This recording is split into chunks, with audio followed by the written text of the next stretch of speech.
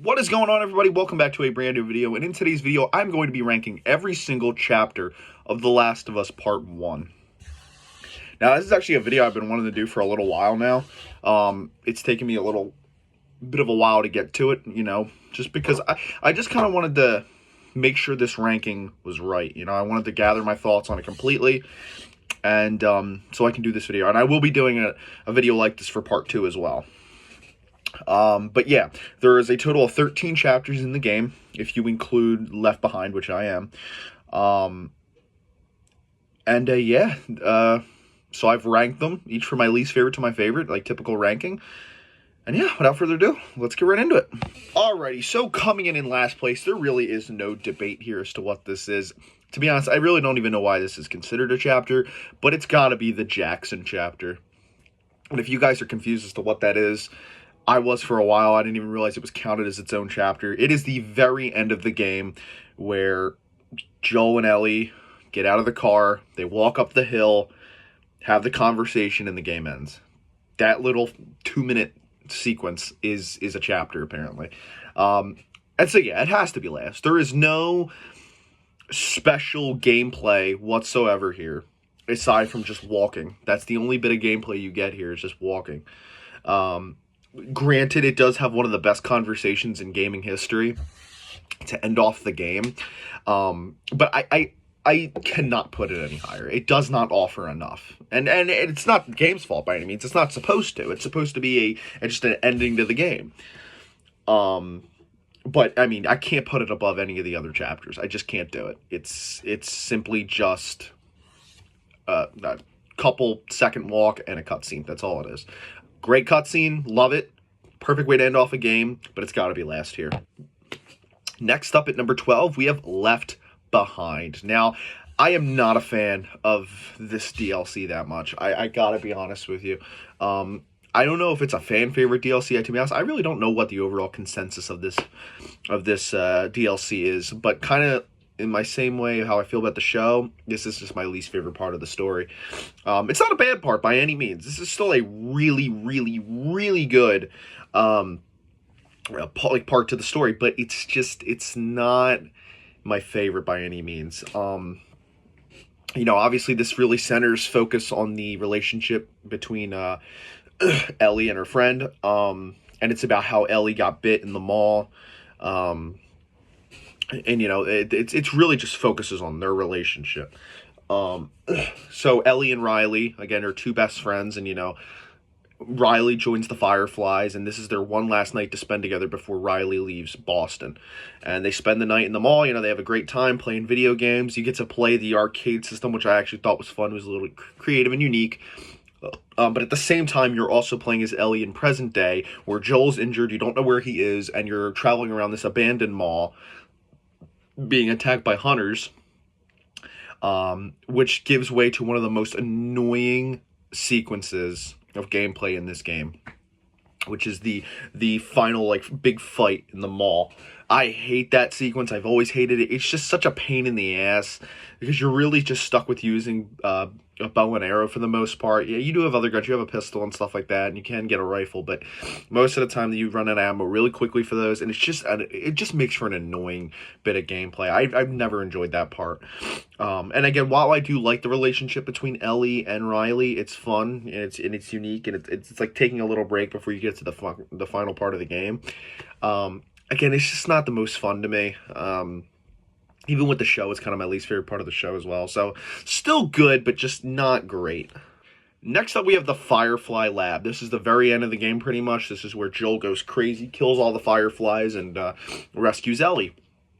Love this just chapter. It's a very good chapter. It's a short chapter, but it's really good. You have the amazing conversation between Joel and Marlene, and he's like, why are you letting this happen? And she's like, she tells him, no matter what you're going through, it's nothing compared to what I've been through. I've known her since she was a kid. That's a great conversation.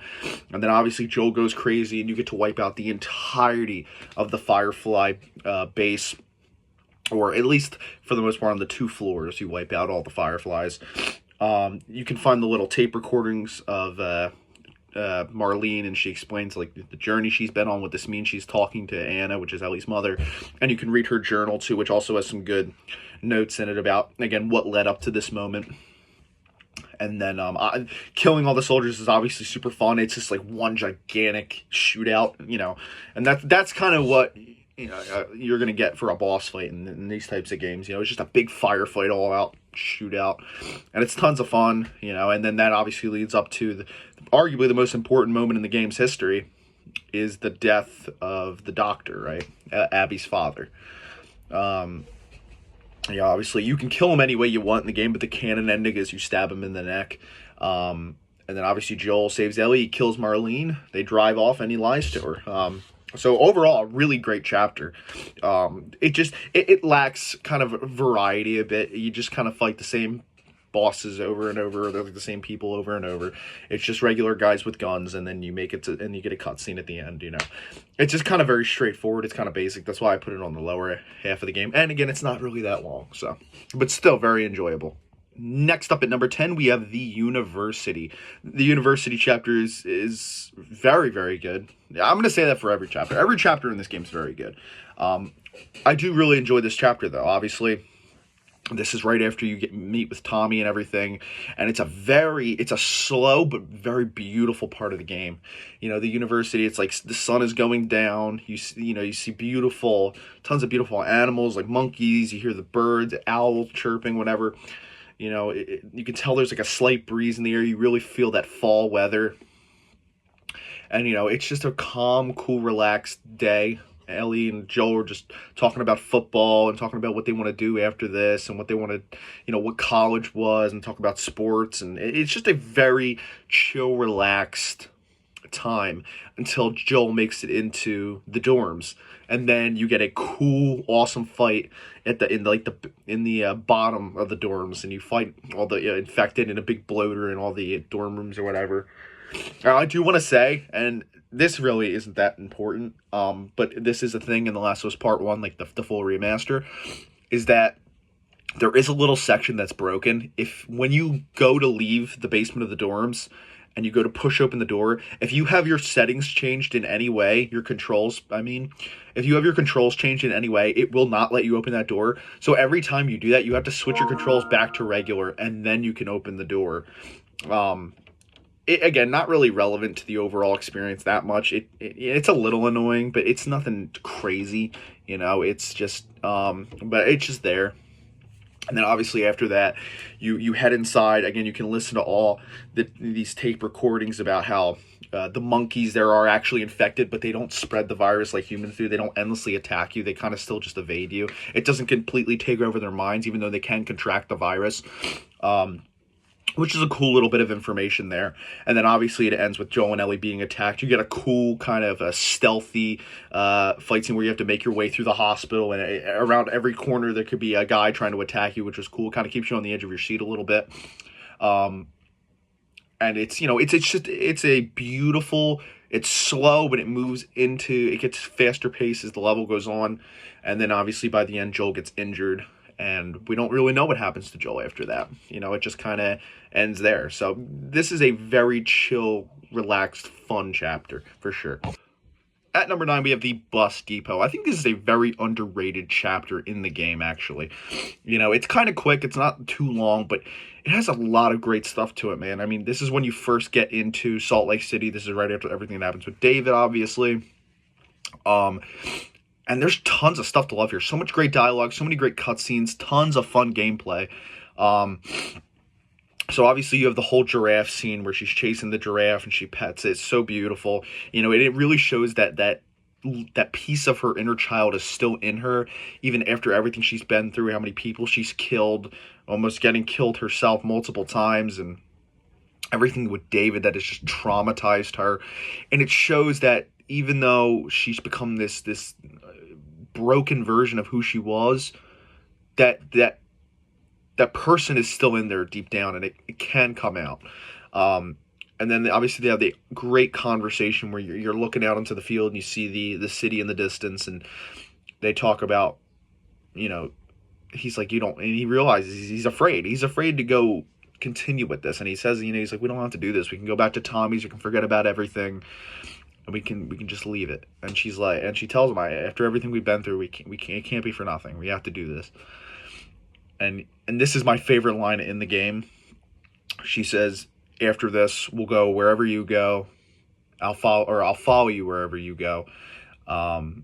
And he says, well, I'm not leaving without you, so let's get this over with. And I love that line so much because it shows the absolute contrast from the beginning of the game where he just couldn't wait to get rid of her to the ending where he won't let her go for anything. And then it's such a great line.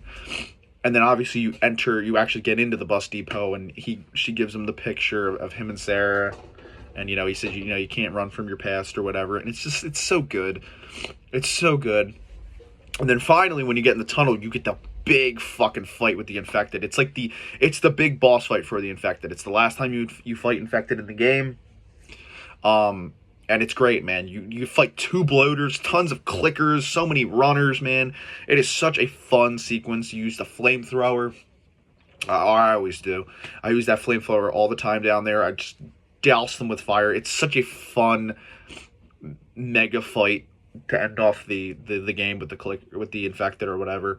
It's so enjoyable. And then the one part of this I do hate, though. I cannot stand the part where you have to jump in the water, you bring Ellie up the board, you put Ellie across, you go up the ladder, it breaks, you got to put it there, then you have to swim under the water, go around, come up the thing. It's such a pain in the ass. I hate it. You have to do it twice, and it's so annoying each time. I fucking hate that part. But after that, then obviously you get the whole bus sequence where you're stuck in the bus and it goes underwater and Ellie almost drowns. So good, man. Great chapter aside from that one part I just talked about. Very, very enjoyable. Next up at number 8, we have the Lakeside Resort. Now, this is like the first of our really much longer chapters, right? And this obviously takes place right after what we just talked about, the university, right? Everything's kind of changed now. We're in a new environment. It's very snowy. It has that iconic opening cutscene where Ellie shoots the white rabbit, and then you get something new. You get to hunt a deer, which doesn't sound like anything crazy, but it's variety. It's something different from what we've been doing for the last however many hours we've been spending playing the game, right? And then obviously you run into David, and that's where everything goes crazy, man. So first you get the all out fight when you're locked inside the room and all the Infected are running from each and every way, which is awesome. And then you run upstairs and you run across the bridge, and then they all start coming in over that way. You fight a bloater. Very fun, shooter boss fight type of thing. Very fun, very enjoyable. And then obviously you have the iconic scene where he tells her everything happens for a reason, and he says all of our guys were killed by this girl and this crazy man. He points at her. Very iconic, great cutscene right there. I still remember playing that for the first time and be like, oh my god, like that's just awesome. Great cutscene. Then obviously she runs back to Joel. They track her, and then obviously you're forced to fight through the resort, which is actually one of the most fun stealth shootouts of the game, in my opinion, where you're just going through all the abandoned houses and you're shooting at all of David's guys, and you have to kind of sneak around throughout the houses, and it's fun. And then obviously it all leads up to you getting kidnapped by David. He locks you in the cage, and then he has that scene with Ellie where she's like, tell them Ellie's the little girl who broke your fucking finger. So iconic, right? And then Joel finally wakes up. And then might be my favorite cutscene in the entire game is when Joel interrogates the 2 guys. He chokes the guy out on the couch. He stabs him in the knee. And he puts the knife in his mouth. He says, "You better point to where she is, and it better be the same spot your buddy points to." And then obviously he kills both of them. Great fucking cutscene. Could be the best in the game. I'm not even kidding. And then you have the iconic stealth. This is another reason why I do kind of rate this one a little lower, though, is because I hate the part where you're sneaking through all the snores in the snow. That part is a pain in the ass. There are guys everywhere, and you constantly get caught. On my most recent playthrough, I died about 10 times. I'm not even kidding. It was such a pain in the ass, but eventually you get through it, and then it leads to the restaurant, which is so fucking good. It's actually one of the most scary scenes in any game ever. It's such a scary sequence, especially when he pulls out the machete and he gets on his knees and he starts chasing you. Oh my god, that is fucking scary. And And you hear David's creepy ass going, Ellie. Oh, such a great part, but such a scary part. And then obviously it all ends with her killing David, and then Joel calls her baby girl, which is really where he kind of accepts that, okay, I really do care about this girl. I love her like she's my daughter. And that's such a big milestone in the game's story. So yeah, Lakeside Resort is a peak chapter. Love it to death. Just really do not like that one section. All right, at number 7, we have the beginning of the game, or Texas, whatever you want to call it. This is just an iconic opening. It could be the most iconic opening in any game ever, right? It's just so iconic. You get everything. You see the entire town or city fall apart in one fell swoop. You get the iconic scene where you're driving in the car and you're playing as Sarah, so many great cutscenes, like Sarah's death. It's one of the most tragic moments in gaming. Very unexpected. It's just an awesome way to open a game, dude. The environment is just absolutely gorgeous. You're seeing all the buildings collapse, or the power lines are coming down. You see all the dead people in the streets, fucking infected, running rampant. Stores are blowing up. So awesome. And one of my favorite parts of this opening actually is when you're playing as Sarah and you go into Joel's room. And you go in and you look on the TV and you see the explosion, but you also could see it out the window. It happens at the same time. I thought that was so sick. And then obviously you meet Tommy and everything. They set up that relationship there. And yeah, the main problem with this though, and it's not even really a problem, but it's the reason I don't have it ranked higher, is because it's just one. All you do is run. That's it. There's no fighting. There's no combat. There's no nothing. It's all about the story for right now. And so obviously there's no gameplay variety. There's nothing fun in terms of gameplay. It's just simply running. So that's why I couldn't put it in the top 5 for that reason. But as openings go, man, probably the most iconic opening ever. Next up at number 6, we have The Outskirts. This is like right after you get out of the Boston QZ. You really start the journey with Ellie here. You go into the abandoned skyscraper, and it's kind of tipping over, and you can feel it, and you start to like vibrate on it. Tons of infected to fight here. You get the first level where you fight all the infected in the building, and then obviously then after that you go into the subway where you fight all the infected. So it's really just getting you used to fighting big hordes of infected, which is fun. That's very enjoyable. Then obviously when you come out, you go through the abandoned museum or whatever. You get to look at all the pieces like of history and Americana and that type of thing. And that's where obviously Tess gets bit. So tons of great fights there. There's so many shootouts with infected. You kill so many of them. Tons of fun. It always is. And then obviously you get the iconic scene of them walking across the board to get from one building to the other. Love that scene. And he asks Ellie, is this everything you hope for? And she's like, it's got its ups and downs, but you can't deny the view. Great part. Always love that part.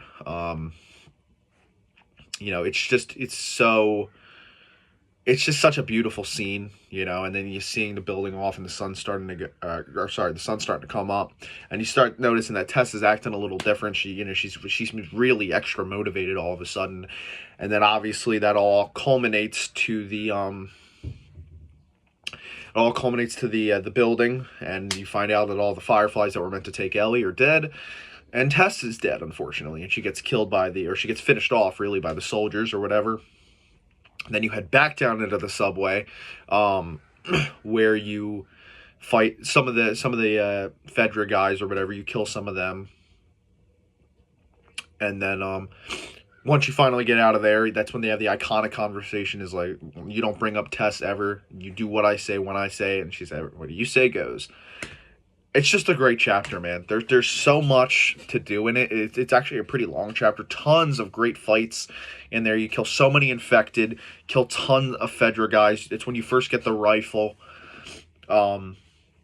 Yeah, and it's a gorgeous chapter too, man. Seeing the abandoned skyscrapers all falling onto each other with the rain coming down, and it's just gorgeous looking. You're crawling on the outside. It's just an awesome freaking chapter. It's scary too, man. This is definitely one of the scarier chapters in the game. And it's just such a good time, man. I love this chapter, and obviously it plays with your emotions a bunch, because obviously with Tessa's death and everything, and it's really the first time in the game where you lose somebody important aside from Sarah. And yeah, it just makes for it's just a great chapter. Fantastic. At number 5, we have the Boston Quarantine Zone. Now, this is really truly where the game starts, right? You know, obviously, your main objective here is to hunt down Robert and get back your weapons or whatever that he inevitably sells to fucking Tess. Or, sorry, not Tess, Marlene, apologize. And it's a slow chapter, but I feel like it's a great way to start off the game, right? You know, you fight some Fedra guys, you fight some of Robert's guys, you know, and you get to really soak in the post-apocalyptic world of this abandoned city that has now become a quarantine zone. And you look up, you see all the abandoned skyscrapers and buildings with all the decay. You know, you hear tons of people, and you see the horrifying acts that are going on in these QZs, like people getting gunned down for sneaking out, and you just get the sense that the world you're living in is broken, and it's kind of barbaric, and it works perfectly. You really get this, you feel it, you soak it all in, and it's such a great start to a game. And it just works. It works on every level. And it's one of the reasons, actually, I feel like the game is so replayable. It just works. I don't know what to say about it. It's so good. And again, while it is repetitive, it kind of has to be, and you don't really feel it because it's the beginning of the game, right? You know, and then obviously it all culminates to finding and meeting Ellie, and you start that journey with her. And then you start the sneaking out process. You know, you gotta sneak out of the city, and then you move towards the outskirts. So, again, nothing too crazy happens here, but I feel like it's necessary and a great way to start the game. Coming in at number 4, we have Tommy's Dam. Now, this is actually just, I wish this section was longer. This is the one section of the game I was like, damn, I really wish this would have been longer. This is obviously where you reunite with Tommy after all this time. You find him inside of the dam or whatever. Raiders attack the dam. You get a nice cool shootout there, you know, fighting the Raiders. But really, it's all about that confrontation between Ellie and Joel at the end, which this chapter I feel like perfectly builds up to. But you get some great stuff between Tommy and Joel. Their conversation, you know, how he says, you know, I have the cure for mankind, and you want to play the pissy little brother, and then they almost fight, and he's like, we're not back in Boston, you touch me again, it ain't gonna end well for you. Great scene right there. And then, obviously, the whole shootout happens. Ellie runs off afterwards. You chase her down to the abandoned farmhouse. While passing through one of the most annoying sequences in this game, which is when you're halfway there and all the freaking Raiders pop out, and they're on these hills and they're shooting down at you, throwing Molotovs. That part has always been such a pain in the ass. It always takes me multiple tries to get past that. It's fun, but it's such a pain in the ass, man. And then obviously, again, you get the great conversation at the farmhouse where obviously she says, I'm not her. I'm not your daughter. She tells him she can take care of herself, and you guys know the scene. It's just so beautiful. It's one of the most iconic scenes in gaming. And he says, you're right, you're not my daughter, and I'm sure as hell not your dad. And after this, we are going our separate ways. And it's such a heartbreaking scene because you can tell they both care about each other so much, but they're both so scared to lose one another at the same time. And Joel doesn't want anything bad to happen to her, which is why he drops her off with Tommy. And you just get the sense that they're both just so scared to lose each other. And it's such a beautiful scene because even though Joel says the opposite, that they really are father and daughter there, and you can really see that relationship start to come out there, and it's just such a beautiful part. I just wish it was longer. I would have liked to have spent more time with Tommy. As a matter of fact, I think the way they did it in the show was better. I like that they took you through Jackson and everything, and again, I just wish it was longer, but still, such a great part. But again, the fact that it's so short is the reason why I can't put it in the top 3. Coming in at number 3, and these 3 are just pretty much tied for me. I love all 3 of these sections of the game. They can interchange at any point, but at number 3, we have the suburbs. This is obviously right after you get done Pittsburgh. You're still with Sam and Henry. You have the first chunk of this chapter where you go through the sewer tunnels. You learn about Ish. You find Ish's boat or whatever. You find out that tragic story. You obviously get split up. You get stuck with Sam. Henry and Ellie get stuck together. You fight stalkers in here, a bunch of them. Very fun. But then the best part is actually when you get to the suburbs, in my opinion. And obviously, one of my favorite parts of the game. It's just such a chill part, and you have kind of the free roam that you kind of want. You can do whatever you want. You can just walk around the suburbs. You walk around the nice houses. You go inside. There's lovely atmospheric ambiance playing in the background, you know. But it's just relaxing. You see the dogs playing off in the distance. You know, you see the ice cream truck, which Sam inquires about. You can loot all the houses. You can send Ellie up into the one attic and she throws down the book or whatever. It's just such a nice, relaxing chapter. And then culminates with the sniper shootout, right? You get down and then the sniper's shooting at you and he's taunting you from the house. And you got to sneak around and fight all the hunters and shit to get inside the house and finally take them out. And then you get to use the sniper, which is so fun. Nice, unique bit of gameplay right there. It's something different, right? It's not just regular shooting, it's sniper shooting. And then obviously the tank comes back. You get to destroy the tank, which is cool. And then you get all the infected come running. And heartbreakingly, it ends with Sam getting infected. And it's so heartbreaking because then Henry kills himself. And it truly is the saddest moment in this game. You know, because you finally find these friends and they say that they're going to come with you. And like it feels like there's someone new you can bring to Tommy's. You're running with a group now. It's not just the two of you. You don't feel so alone anymore. And then as soon as you have it, it's taken away from you like that. And it's so depressing. And you can tell it puts Joel and Ellie in this kind of mood that they don't really ever come out of for a while. You know, they're kind of stuck in this and they kind of bring that to Tommy's with them. And there's just kind of this sad aura over the game now. But the suburbs, man, I love the suburbs. It's such a beautiful and fun chapter.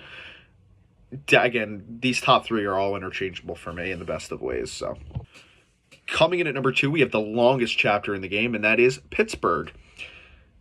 Again, like I said, all interchangeable.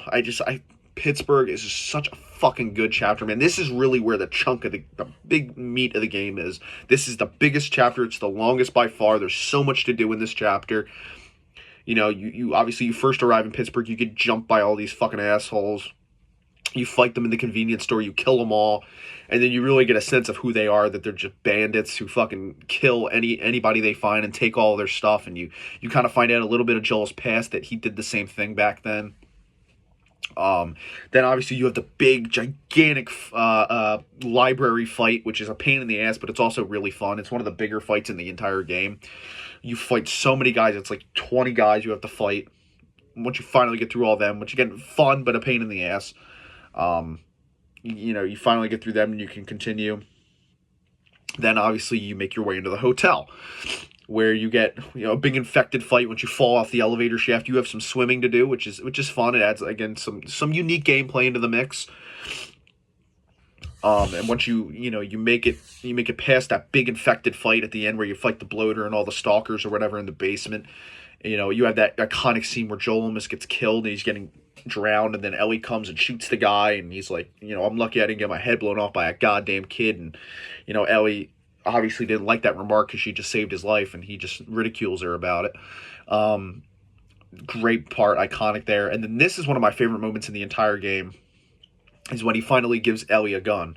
He gives her the rifle, and he says, you know, and he tells her how it's the same concept as the BB gun she uses or whatever. And he says, if I get in trouble down there, make every shot count. And she's like, I won't let you down. And then he tells her, just so we're clear, it was between him or me. Great part. And then obviously you fight all the guys down there. And then, you know, you get the big Easter egg of fucking Dunder Mifflin. You can see the office of it. You know, I thought that was a cool Easter egg that they put in there. But yeah, it's just a fun shootout. I love this shootout. I don't know why. It's unique. There's guys everywhere. You got guys up in the buildings or whatever. And it's just this big courtyard that you fight in. And it's fun. It's enjoyable. I like it. And then obviously right after that, then you start to get hounded by the tank again. There's some more shootouts in there where there's guys in buildings and stuff you have to take out. But then you start getting hounded by that damn tank, and you have to climb up into the buildings to get away from it. And then that's when you meet Sam and Henry, and two of the best characters in the game, in my opinion, that you meet. Just great characters all around, you know. And again, you don't feel like you're alone anymore. You have a group with you, and even though they're a little combative at first, they get along.